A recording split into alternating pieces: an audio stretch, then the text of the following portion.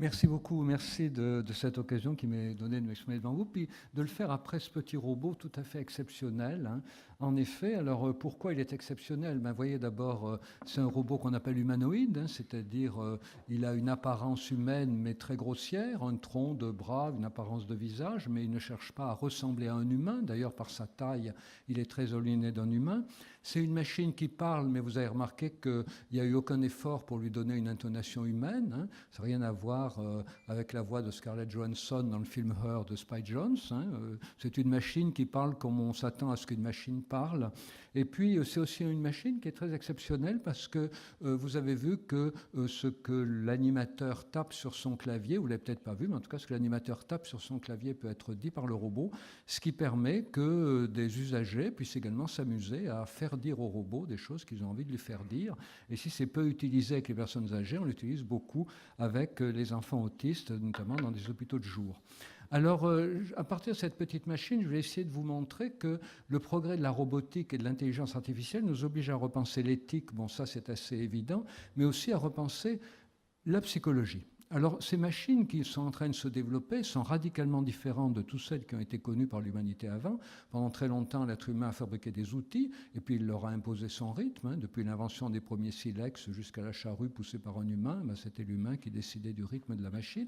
La période industrielle avec le formidable Les temps modernes de Charlie Chaplin où l'homme est littéralement transformé en pièce de la machine. Et puis aujourd'hui, une nouvelle période dans laquelle, comme on l'a vu avec le petit Nao, ce qui est attendu de la machine, c'est finalement des comportements humains. Ce qui nous amuse, bon, bien sûr, c'est que Nao n'a pas des comportements humains aussi fluides, des attitudes aussi fluides, aussi fines que nous, mais à terme, on s'attendrait finalement assez normalement que la machine ait des comportements humains. Et c'est comme ça d'ailleurs qu'elle risque bientôt de nous être vendue, hein, une machine qui est capable de simuler l'humain. Alors on va voir que tout ça oblige à repenser l'éthique, hein, partenaire affectif, pas seulement juridique. On parle beaucoup des machines, des robots comme des partenaires juridiques. Je laisse le problème de côté, mais il faut comprendre que ça va être surtout des partenaires affectifs. Et puis une nouvelle psychologie, parce que s'il y a beaucoup de gens qui travaillent aujourd'hui à transformer la technologie, à la faire évoluer, et puis nous-mêmes, à chacun, quand on a un outil, en général, on le bricole, hein, on l'adapte à nos besoins, donc on transforme tous ces technologies qu'on achète, heureusement, ça s'appelle même une forme de réappropriation, mais il ne faut pas oublier que ces machines que nous transformons sont des machines également qui nous transforment, et ça va être le grand challenge de la psychologie. Donc j'ai évoqué un petit peu ces généralités, et pour commencer, quels problèmes posent ces machines? Alors il y en a 4, hein, pour aller vite. D'abord, risque sur la vie privée et les libertés. Alors vous savez que ce ne sont pas des problèmes particuliers aux robots, hein, mais ce sont des problèmes particuliers à tous les objets numériques, et peut-être il y en a parmi vous qui ont acheté un Google Home ou un Alexa, voilà, ou sinon vous utilisez Siri, voilà, vous utilisez Cortana. Alors, les données personnelles des usagers sont transmises à des serveurs centraux, comme vous savez, elles sont largement utilisées, exploitées par les fournisseurs d'accès. Et puis, bon, le problème largement commenté aujourd'hui, hein, notamment avec la mise en place du Règlement général de protection des données, le fameux RGPD européen. Mais il y a un autre aspect des choses, hein, qui devrait nous interroger beaucoup plus, c'est la manière dont ces machines risquent de nous fabriquer des œillères. Ça, c'est vrai pour l'intelligence artificielle. Déjà, Amazon qui nous invite toujours à rester dans nos sillons en achetant des œuvres proches de celles que nous avons achetées jusque-là. C'est une attitude générale des serveurs d'accès à Internet. Et puis, pourquoi pas, des robots qui pourraient aussi être programmés pour être agréables aux gens auxquels ils ont affaire en leur resservant ce que ces gens aiment bien. Voilà, en leur proposant les spectacles qu'ils aiment, les morceaux de musique qu'ils aiment, les danses qu'ils aiment, sans peut-être avoir à l'esprit que l'être humain, pour évoluer, a aussi besoin d'être confronté à l'imprévisible et à tout âge, pas seulement quand il est jeune, mais à tout âge aussi quand il est âgé. Risque sur les emplois, hein, évidemment. Aujourd'hui, vous savez qu'un grand nombre de tâches répétitives, dangereuses, sales sont déjà substituées par les robots. Gros challenge de formation professionnelle continue, hein, évidemment. Et puis, vous en avez entendu parler lors des dernières élections, revenu minimum universel peut-être. Une autre idée qui fait son chemin, c'est celle d'un statut généralisé des intermittents, tout le monde ayant des périodes de travail, des périodes de chômage, des périodes de reconversion professionnelle. Donc on verra tout à l'heure, hein, des principes éthiques qui doivent accompagner cette évolution. Le troisième risque, on en a échangé quelques minutes avec mon collègue avant la rencontre d'aujourd'hui, la question de la singularité, dont vous avez dû entendre parler, le transhumanisme, et le risque d'un fossé terrible, un fossé terriblement accru, encore plus qu'aujourd'hui, entre les gens bénéficiant de ces technologies et les gens qui n'en bénéficient pas.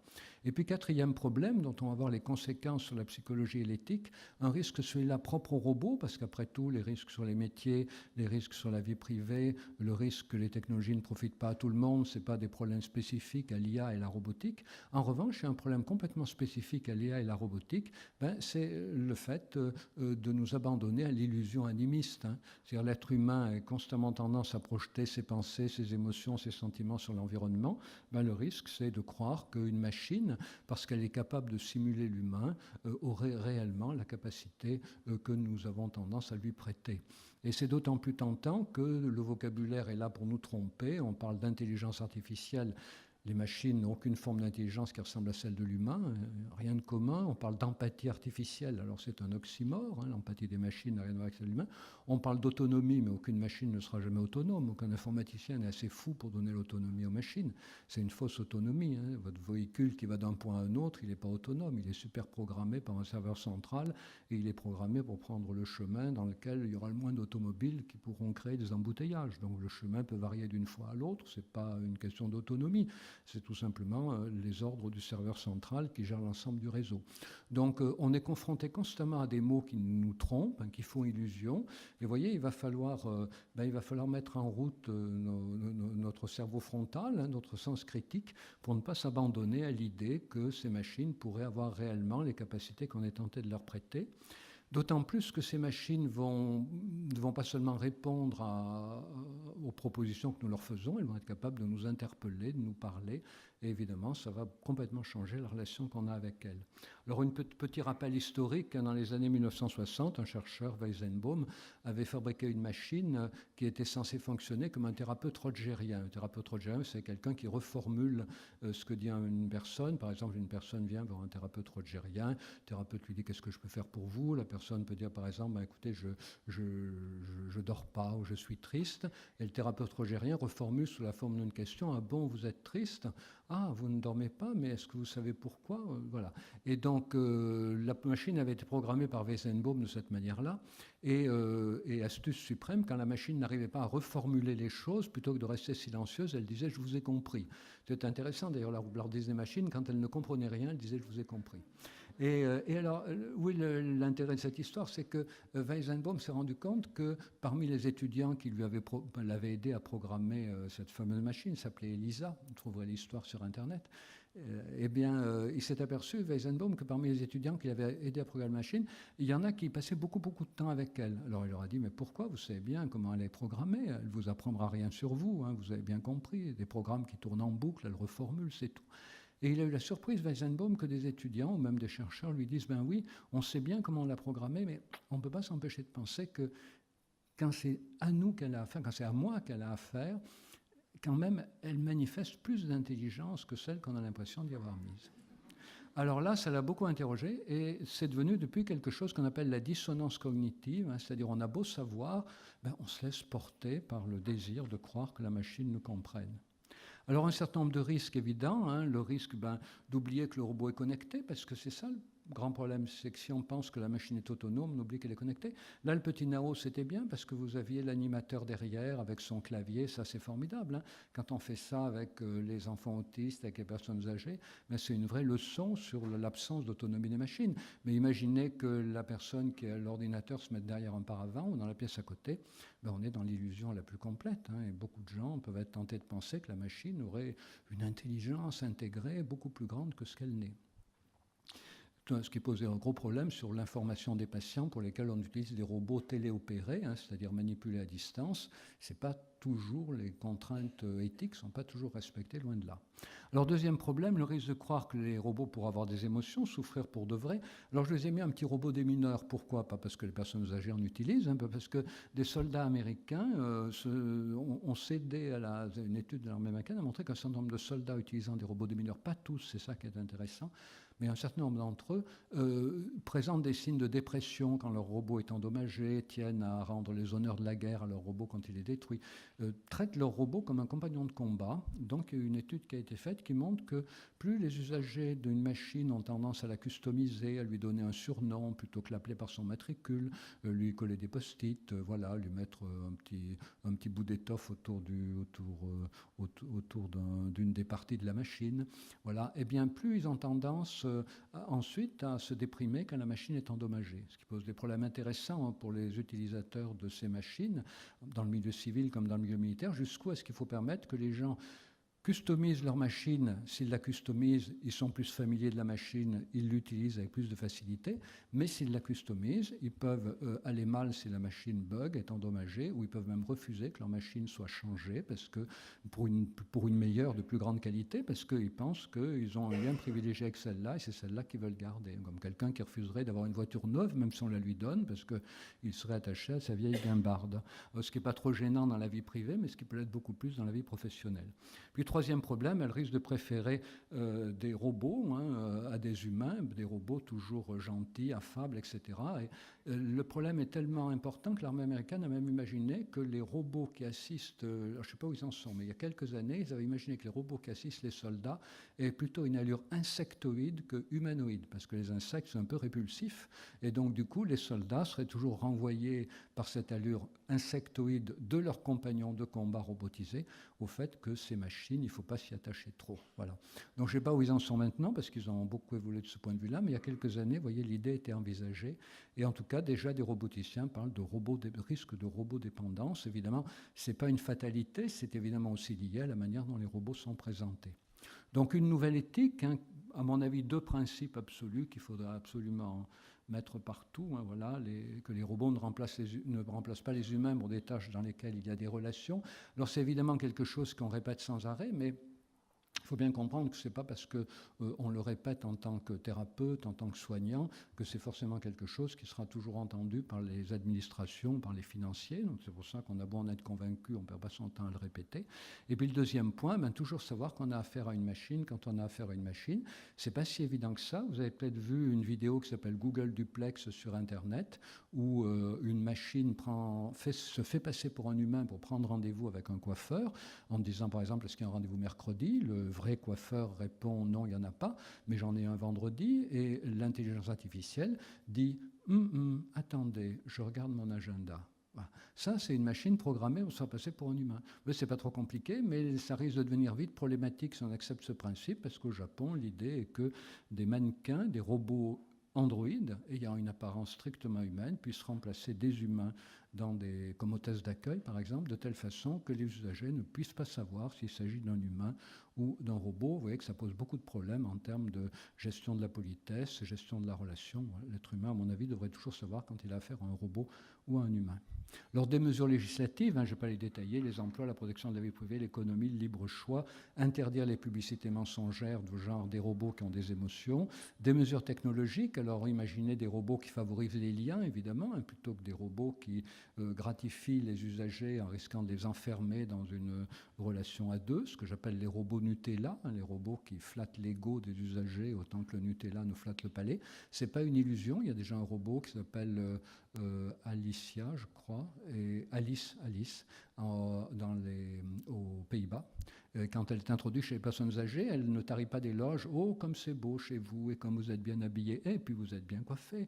Oh, c'est beau, et vous avez du goût, c'est formidable. » Les robots qui sont programmés pour être tellement gentils qu'on finit par se demander pourquoi les humains ne sont pas autant.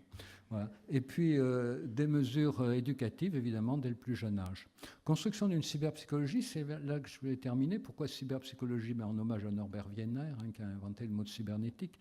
On travaille là-dessus à l'Institut des relations homme-robot. D'ailleurs, on a fait notre premier colloque en 2017 sur le thème robotique et santé mentale, et en consacrant la plupart des interventions, bien sûr, aux problème de l'utilisation des robots auprès des enfants autistes en hôpital de jour, auprès des personnes âgées en établissement spécialisé. Donc une cyberpsychologie qui aurait trois buts. Le premier, étudier les diverses façons dont les machines transforment l'homme, puisque ces machines vont complètement transformer nos interfaces communicationnelles. Voilà, on va va plus investir notre motricité de la même manière si on parle à une machine, si on la regarde dans les yeux, plutôt que d'aller vers elle, la tripoter, toucher des boutons, etc. Et je voyais, il y a 10 domaines dans mon bouquin, j'explore au moins 10 domaines dans lesquels tout est transformé, tout va se transformer encore plus, ça va de la mémoire à la honte, en passant par la culpabilité, la sexualité, le temps, le deuil, etc. Alors, étudier aussi les diverses formes d'animisme, évidemment, deuxième objectif qu'on se fixe, parce que c'est inévitable. Hein. L'IA, c'est l'intelligence artificielle, ça pourrait bientôt devenir l'illusion animiste. Et même, on voit déjà des gens qui ont des robots aspirateurs. Vous savez, quand le robot aspirateur s'arrête dans leur salon, au milieu de leur salon, il y a des gens qui se demandent à quoi il réfléchit. Donc, ah non, mais c'est vrai. Et alors, oui, ça vous paraît bête, mais on ne peut pas s'en empêcher. Si vous n'avez pas de robot aspirateur, allez chez un ami voir fonctionner un robot aspirateur, vous verrez que spontanément, on ne peut pas s'empêcher de lui prêter des intentions. Quand il va à droite, décris-moi ce qu'il fait, ben vous ne direz pas il va à droite. Vous direz il semble avoir trouvé quelque chose et il se dirige vers là où il semble avoir vu de la poussière. On ne peut pas s'en empêcher. Donc l'être humain est ainsi fait depuis les débuts de son organisation mentale qu'il ne peut pas s'en empêcher. Donc il faut faire un effort réflexif pour s'en empêcher. Donc il faut l'encourager. Risque de dissonance cognitive. Puis étudier les nouvelles formes de contrôle exercées sur les citoyens. Là encore, scandale Cambridge Analytica. Je pense qu'en psychologie, il y a beaucoup à faire parce qu'il y a des psychologues qui travaillent à nous manipuler. Donc il faut qu'il y ait des psychologues qui travaillent à démonter les manipulations. Voilà. En conclusion, voir à chaque fois au service de quelle valeur est mise la technologie, soit nous permettre de devenir toujours plus puissants, plus compétitifs, plus conquérants. Ça a quand même été le modèle de l'automobile. L'automobile, quand elle a lancé, tout était possible. Vous savez dans quel sens elle s'est dirigée, parce que l'initiative de l'élaboration du véhicule automobile a été entièrement laissée aux industriels. Donc ils ont fabriqué des machines toujours plus propres, à flatter le goût du consommateur, goût de puissance, goût de vitesse, mépris complet pour la sécurité, mépris complet pour la pollution, voilà, tout dans des ailerons surdimensionnés, des couleurs tape à l'œil, voilà. Donc on voit où ça a amené, la catastrophe, et donc du coup, on sait aujourd'hui ce qu'il ne faut pas faire, donc réfléchir dès maintenant à des robots qui ne flattent pas, ça ne va pas flatter le robot va pas flatter le désir de puissance, mais va flatter l'ego. On va flatter le désir narcissique. Donc, voilà, évitons les robots qui flattent le désir narcissique, puis réfléchissons à des robots qui nous permettent de mieux nous connaître nous-mêmes, mieux connaître les autres, mieux nous engager dans des tâches collaboratives. Voilà, merci. Et donc le colloque ici est bien parti pour ça. Merci.